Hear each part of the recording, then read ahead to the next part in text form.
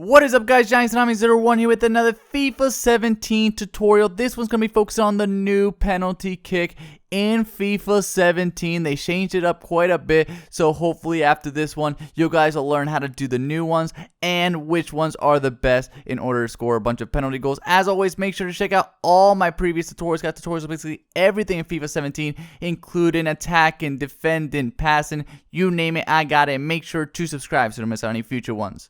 So in this tutorial, we're mostly going to be talking about two separate penalty styles that'll really ensure that you confuse your opponent, you don't just stick to one, and that they'll go in more likely than not. So we're going to start off with the low penalty, which in my opinion is the best penalty in FIFA 17 because it is extremely safe, as well as even if they guess to the right side, they might not even come up with the stop. So the first thing you want to do with any type of penalty is make sure that you get your best penalty kick taker to take the penalty. So you want to hold down that RT button or the R2 button if you're on PlayStation and figure out who's got the highest penalty stat and make sure that he's the one taking the penalty.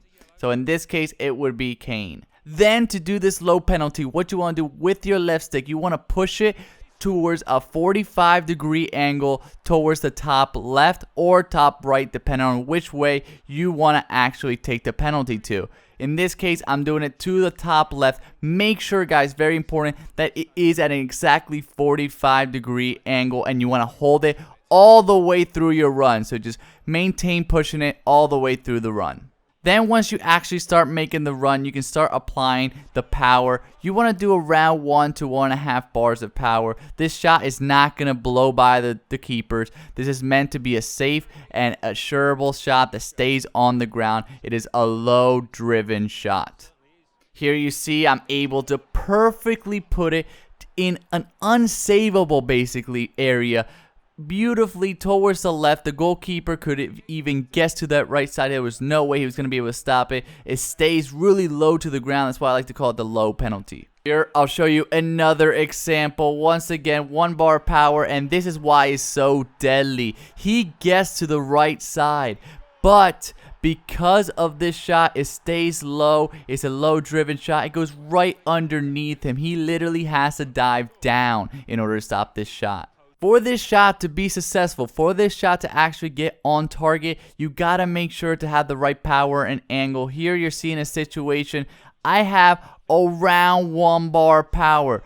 That is fine. The power in this situation is fine. You want to have it around 1.5 bars of power. If you have too much, it's not going to go in. But the problem with this section is that I was not holding the left stick at a 45-degree angle. I was holding it too much to the left. The angle was wrong, and because of that, it hit the post. So if you don't have the power or the angle completely right, you're going to miss, or it's going to be really, really risky.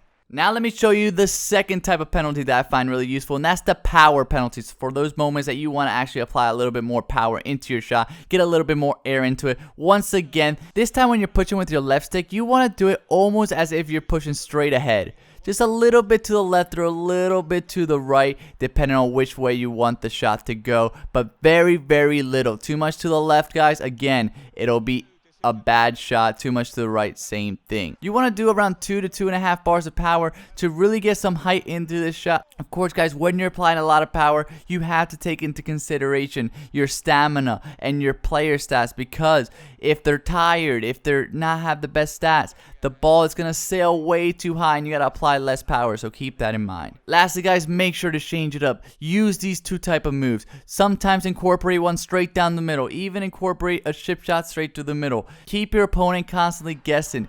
Don't just keep doing the same one, because it will be easy to stop once they realize it, especially if you're like in a penalty shootout where you have to take a lot of penalties in a row. So keep that in mind. That is it, guys. I hope you guys liked this tutorial. If you did, please leave a like, comment, share with all your friends. Click on one of these boxes. Check out some of my other series, including the rest of my tutorials on the top left. Top 5 videos like my top 5 skill moves on the top right. Bottom left for Ultimate Team and bottom right for my formation guides. And then in the middle to subscribe so you don't miss out on any future tutorials or tip videos. Thank you guys so much.